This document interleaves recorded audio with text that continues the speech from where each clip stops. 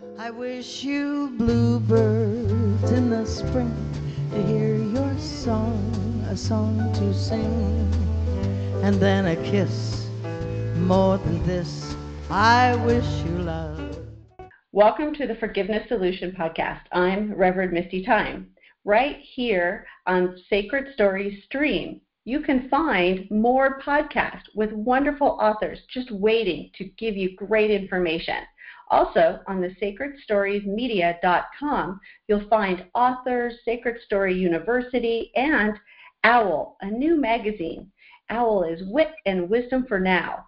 Great place to cruise on over to sacredstoriesmedia.com. Today on the Forgiveness Solution podcast, we have an amazing guest and also a dear friend, Reverend Laurie Delpenio. She's a multi-faith advocate, and she's been devoting her time after her career in communications as a professor and a high school English teacher, which then she came over to being a reverend, which I just couldn't be more thrilled about. And now she devotes to just like education on multi-faith. She's just completed a 6-module study guide on sensitizing Christians to working in other faiths. And I have to tell you, I think that's such important work, especially, our world feels big, but really we're pretty small. We're pretty interconnected. And all the faiths have such rich, beautiful traditions that we could all share in. And I'm going to have Laurie tell you more about her own forgiveness journey, but then today we're going to end up talking about Laurie's passion also, which is vision boarding and how it changed some of her life. And she's going to kind of get knee deep in that, because after you've done all that work in forgiving, sometimes you need to know what's next. Well, God has a beautiful life plan just for you. So Laurie's going to help us do some exercises, some action behind all our wants that we need, right? So we're going to put some action to that. All right, Laurie, can you say hello? Hi, Misty. Hi. So good to hear your voice. Your voice is so chipper and upbeat, and I just love being around your spirit. That's Reverend Laurie Delpenio. If you ever feel bad about yourself for just a minute, just talk to Laurie. Well, Laurie, I personally know your story, but our listeners do not. So could you kind of tell us in your words your forgiveness story? Okay. Well, I guess it starts back. I went over to Europe when I was maybe 20, feeling kind of dejected and a little bit depressed and just not knowing what I really wanted to do. So I was over there and I met a young man, and we got engaged, and we came back to Canada, where I'm from, and we started our life journey together. It was not what I expected at all. I had come from a very quiet home. My dad had passed away just before I was born in a car accident, so my mom was partly quiet out of necessity, and that's her personality, but also because she was very depressed because she lost the love of her life. And she, had 2 daughters, and she was trying to get over birthing and bearing her husband and all of that. So that had a huge impact on me. And, I had a tendency for depression. So it was really rough for me with all that baggage going into the relationship. And then the relationship, this person, he had his baggage, and it was pretty deep, and it just ended up to be not okay. So unfortunately, after 22 years, that's when I finally had enough, and I left. And I had to pick up a lot of pieces. I was filled with a lot of anger, a lot of resentment. Why did this happen to me? I'm a good person. And through all of our relationship, I did manage to get a master's degree, which was like a miracle because that person was not supportive of that. So, but I ended up doing that and ended up getting a good job. All of that was good, but deep down inside of myself, I was angry at myself for getting into that difficult relationship, negative relationship. I was angry at the world. And God, how could he let this happen to me? Well, obviously, he didn't let it happen. I realized, it was me that let it happen to me in my choices, my everyday choices. That free will kind of gets in our way, doesn't it? Yeah, it really does. And it took a long time for me after I left, it took a very long time to unwind all of that. And as I told you in my write-up, I decided to just jump into everything positive I could find. And I joined the Optimist Club, and I became the vice president. And although I was deeply negative inside, I was very optimistic on the outside. Yeah, well, don't you agree? And I'm sure a lot of the people who are listening right now, when you have a love relationship that falls apart, you do get left with this, it's like residue that's stuck inside of you, and you're not just mad at the person for not being what you expected them to be, but you're also pretty irritated at yourself for, why didn't I do something different? Why did I choose this? All those different things. And I talk to people probably every day or every other day, and one of the things that comes up in the forgiveness situations is forgiving an ex. Very difficult. Yeah, very difficult. Very, very, very difficult. You're absolutely correct. And it's interesting. I went to a Waterloo Pentecostal church in Waterloo, Ontario, and that's where my daughter found a great youth group. And the person who was my prayer warrior, she said, "Laurie, what's really hard about it is that you have 3 children by this person you used to love." And that's a constant reminder, both in looks and personality and habits. That's a constant reminder of that individual that you're still really angry at. And I didn't realize how truthful that was, and it was just a mess. Let me tell you, it was a mess. And trying to support those children because they didn't get any support, monetary or physical support from that person.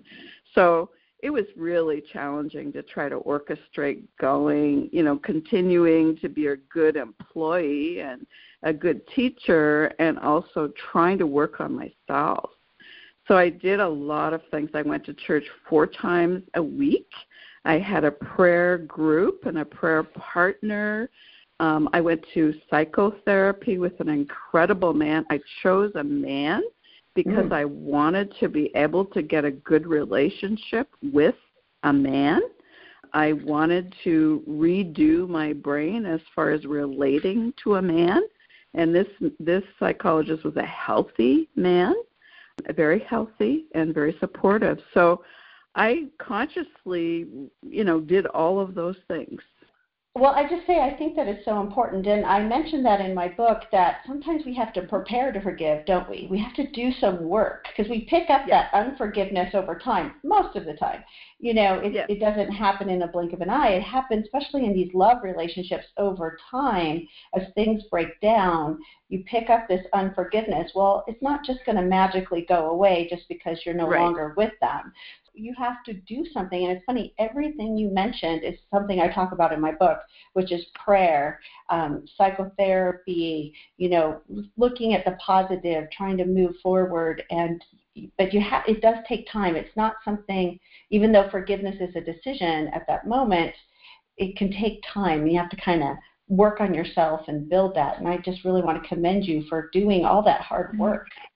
Oh, thank you. Thank you so much, Misty. And I have to say the people I worked with, they were aware of my situation, and they were extremely supportive and positive and making sure I got out. And, they would listen to me while I unloaded some of the stuff. So yes, thank you very much for that. So you kind of got through that. You went through the psychotherapy. You're in a better place. And then talk about when you had to start looking forward in your life. Like, what did you choose to do to help you with that?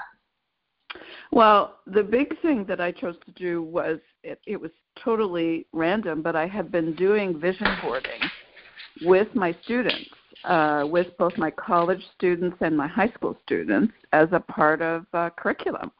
And I had been teaching out of Sean Covey's 7 Habits for Highly Successful Teenagers. And that was the group that I taught at the high school level. And there was a suggestion, a very small suggestion, about vision boarding. And I thought, I'm going to go into this. So I researched it and I started doing it. And then some kids would say, well, why aren't you doing one? So, gosh, out of the mouth of babes, right? Out of the mouth of babes.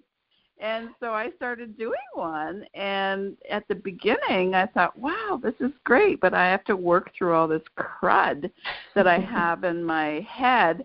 So at the same time, I was doing meditation and guided visualization. So with the students that were okay with it, I said we're going to start with a meditation and a guided visualization so we can get to the core of our true selves, to that sacred space and that sacred center that has been untouched by worldly things. And in my situation, untouched by the toxic anger, resentment, vindictiveness, all of this nasty stuff that was above that. But deep below, believe it or not, the size of a mustard seed is this faithfulness and this untouched area.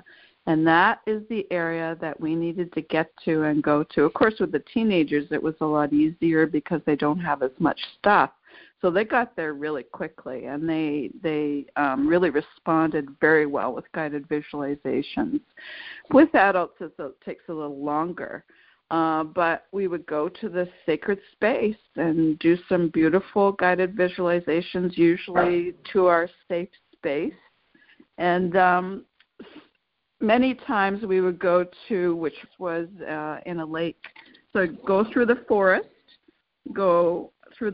and I take them through the forest, and we count backwards, 10, 9, 8, 7, 6, 5, as we're going deep into the forest, and then we come to a clearing, and we would get to a lake, and there was a rowboat there, and we would take the rowboat and go to the middle of the lake, and we'd lean over and look at our reflection.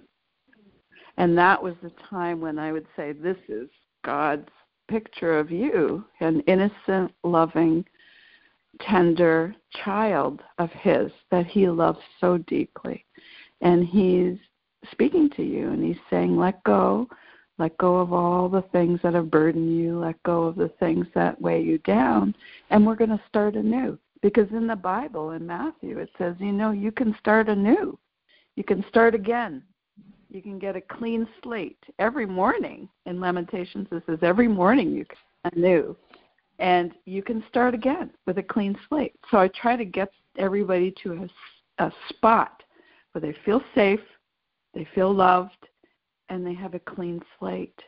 And sometimes it takes longer with people than others, but we get there eventually if we have time.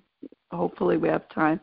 And then they're in a nice, safe space. And I say, I'd like you to vision your truest, highest self, this self that God has a destiny for. And I want you to tap into that in your heart, in your soul, your spirit, and your mind. And it's no bars. There's no limitation to what you can think of. I don't want you to think about what your mother and father want for you. I don't want you to think about what you've done in the past. I don't want you to think about what your teacher thinks you should be or do. I want you to think of what's in your heart, the deepest part of your soul. And then we're going to come out. Then I bring them out of away from the lake and through the forest again. And then they come out, and I say, now you have lots of magazines. I mean, I try to get as many, well over 100 magazines that they can go through, so they have all kinds of choices. And I said, you're just going to flip through, and whatever pops out at you, you're going to cut it out. You may not necessarily use it later on, but just cut it out or rip it out, and just don't question it. Just rip it out and put it to the side. And that's how we start with our vision board. What a beautiful way to help the young people who struggle just by being teenagers in general, and then if they have any of their own issues, to see how God really sees their beautiful face. And that's such a a wonderful way to put that. And also what I'm hearing is that this not only helped them, but it helped you. Oh, definitely. I started doing my own vision boards, and I have to tell you, I don't know when you want to get to this, but I did one very powerful vision board that had words like harmony, balance, love, peace, which I had none of during the time I did the vision board in my life. It ended up that I just manifested that very vision. And I had actually a picture of Richard Gere and a woman working together. I didn't end up, my new maid is not Richard Gere. But my new maid is actually, I think, a lot more handsome than Richard Gere. He is a very handsome man. I have met him, yes. Thank you, Dr. Julius. And we do work together. I'd put on my vision board that I want to work with my husband. I want to work on projects with my husband, and we do that now. Okay, so now let's really talk about what a vision board is. It's obviously not what's going on in your life pretty much right at the moment. It's what you want your life to look like, right? Yes, it is. It's and really it's no hold bar. Like, you just don't hold back. You vision your very finest, best self, which is what God wants you to grow to. Like if you look at a bunch of seeds on a table, you don't know which each one of those seeds is going to grow into. Is it going to grow into a flower, a vegetable, a mighty oak?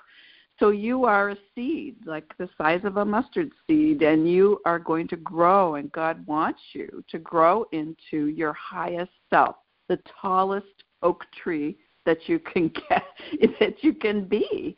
And I said to them, just envision things that are really deep in your heart and that you feel so strongly about, and put down like the big, if you want a really beautiful house, put a really beautiful house there, a really beautiful house, no matter what your house has looked like in the past. If you've been in a little one-bedroom apartment, it doesn't matter. So that's what I did for myself. I put in this beautiful house. And when we drove up to my now husband's home in 2005, I couldn't believe my eyes how very much the front of his house looked like the house on my vision board. It was amazing, Misty. It was. Does it kind of get us into the law of attraction, right? That we put out what we really need and what our heart is desiring so desperately. And it's not just the house; it's what's in the house. It's the people. It's the where you are in the world, how you feel about the house, how you feel safe and secure, right? Absolutely. And that home became a home. People would come into it, like I had spiritual counseling clients who would come in and say, one girl who was an attorney came in and said, I've always wondered what heaven would feel like. And she said, I feel like it in your home. She said, it just sweet. Feels so heavenly and so peaceful and so loving. And that is what my husband and I created in that home. And it's in the middle of a forest, and it's around lakes, and he had chosen that home a long, long time before he ever knew me. And it's just amazing. So we created the atmosphere in that home, definitely, right, by our mutual love and our mutual manifestation of what we wanted in our lives. And also, I think it's important that whatever people do finally decide, and we're going to get into like how to make a vision board specifically, but the fact is, it's just because you put a picture on something doesn't mean it's going to happen. What it really means is that you are moving forward towards that. Your goals are set out. You can see it and you can feel it, and there's a difference in that than if it's hidden deep inside you and you don't acknowledge it. Absolutely. It's external to your mind and external to your thoughts, and it's a projection, and it's a tangible projection. And what I was going to say also is that when I would start to go into that negative mode, I would go to my vision board and remind myself. I would look at all the words, harmony, stability, balance, and I would remind myself of what I was working towards, so I wouldn't go back into that hole and that trap, I think that's really an important piece. It's the vision board serves as kind of a compass, right? Like this is where I'm going, this is where I'm trying to get to, and it can change. For each person, it's different. It could be a healthy, happy relationship, a different career, kids, whatever it is, going back to school, writing a book. But it's seeing what it would look like, right, and feeling it. Right. Yes, and feeling it and seeing it like every morning. You put it in a place where you can actually see it. And reminding yourself every morning of the words and the pictures, and yes, definitely. Great. Okay, well, let's get to the nitty-gritty, the how-to. So here I walk into you and say, okay, this vision board thing, I'm ready. So tell me what it is I need to do. Okay, well, first you need to clear your schedule for at least 2 hours.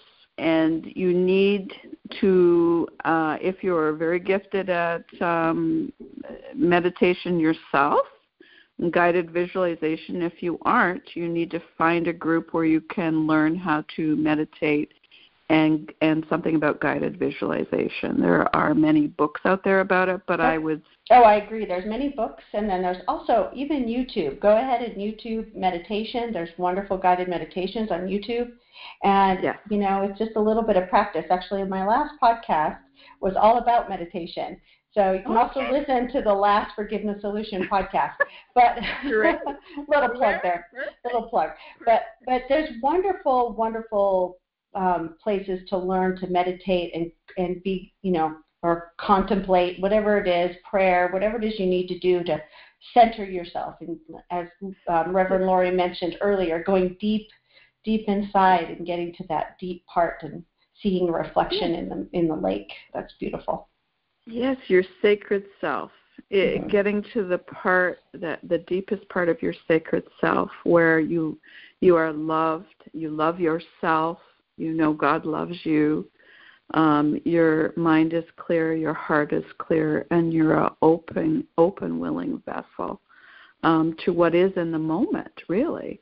And once you have given yourself time to meditate and the guided visualization, getting to your sacred spot, that's when it's very different for many people, but some of my students would start talking about what their highest self would be in the future. And it's really fascinating to listen to them because they're all so unique, and they would have very unique visions of themselves that I had no idea about. So, that's a time where you can speak it out loud. It's really better to do it with at least one other person. Well, fun. That would be fun. It would be fun to do it with other people. Yes, and speak it out loud, what you've thought of in your meditation. Well, I always thought I'd like to be a pilot, but I never spoke it out loud because, girls just didn't go into being pilots, and I really... But, I felt it in my heart. I got, so excited when I went to the airport, and that's important.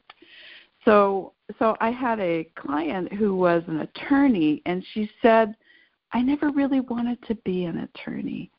And she started crying, and it's okay to do that. It's all right. And she'd invested her entire life, and her parents had given money towards it, and all of a sudden she realized, I really don't want to do that. So anyway, that's where you start to talk it out with your person beside you. It's the best to have somebody with you, or start to write down all of these images that you got, and then you really need a lot of magazines. And by the way, you can do it electronically.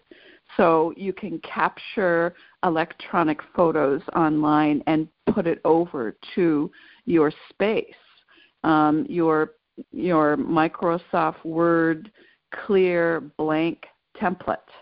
Oh, okay? Great. That's a great idea. Yes, you can grab photos and put them on there. And words like balance, harmony, whatever it is you want or you feel deeply in your heart. You can do it electronically, or you can do it on an actual board. I like myself to see it on an actual board because I want to put it up. I actually framed mine and put it up. But you can print it out if you do it electronically and put it, frame it and put it up. But I like to be able to look at large size. It's a fairly large size. Now, you can start with Bristol board. The size of Bristol board that you can get for projects. You can start with that size. And that's the kind that you get at the craft store. The kind you get at the craft store. Okay. Also at the craft store, which I do a lot, they have half size of that. Some of it just Bristol board, some of it with a really hard backing. Poster board I think it's called poster board. When I did this with a group of clergy spouses, we did poster board size, which was about half the size of a regular Bristol board, and that was more manageable for them. When they first started, Bristol board, a whole piece is way too big. So a half size of a Bristol board is about the right size. Make sure you have as many magazines as you can possibly get, so that you have a lot of choice.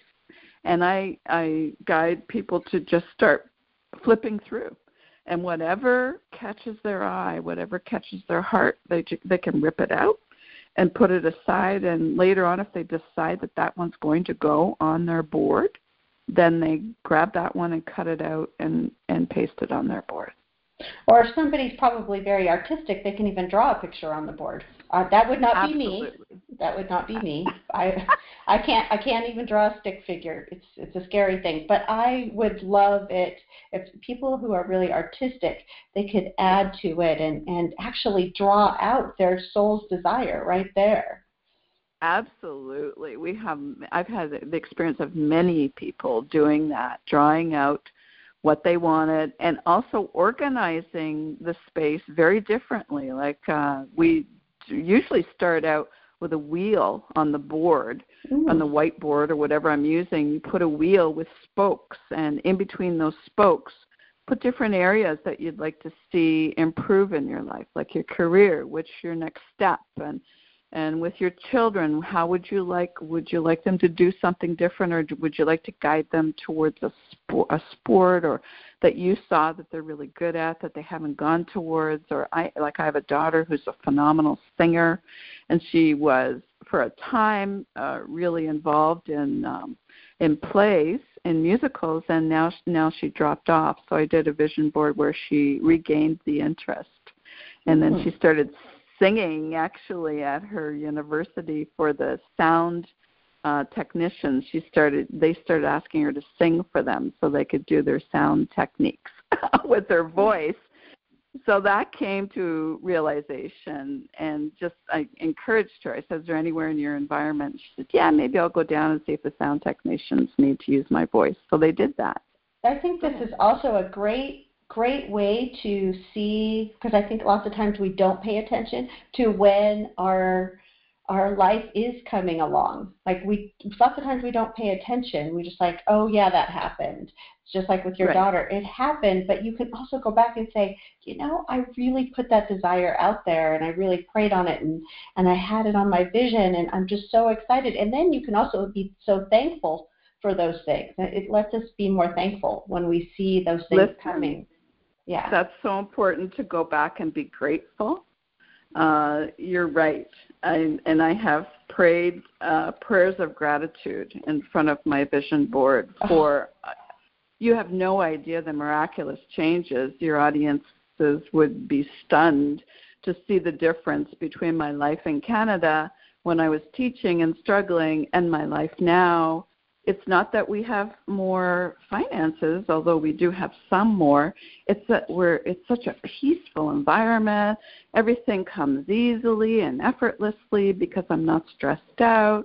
I'm with a partner that's equally yoked. He has a PhD, and he's always encouraging me to take new courses. He encouraged me to take the seminary that Misty, you and I were in. He was so encouraging, always doing extra things around the house so I could do my work. When you have that in your environment, it just produces miracles.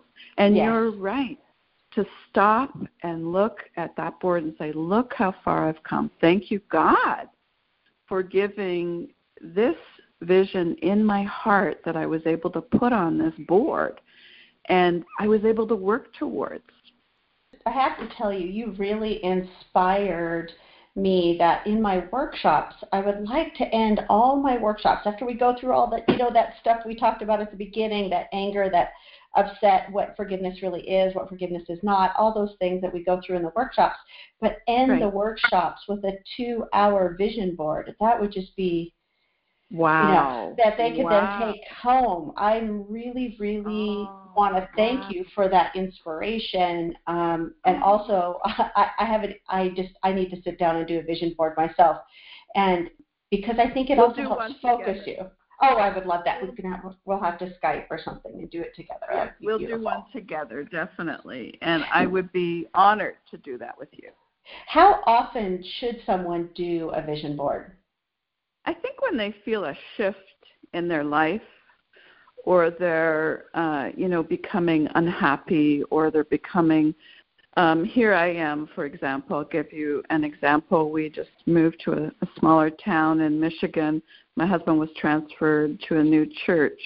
And after all of the busyness was done, like unpacking and getting the space, where I wanted it, I sat down and I thought, okay, I'm not doing what I want to be doing here.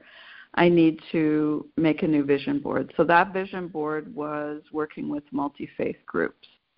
And I have written that six-week study guide. It took a while to do that, and hosted a multi-faith potluck gathering for 40 people from different faith groups.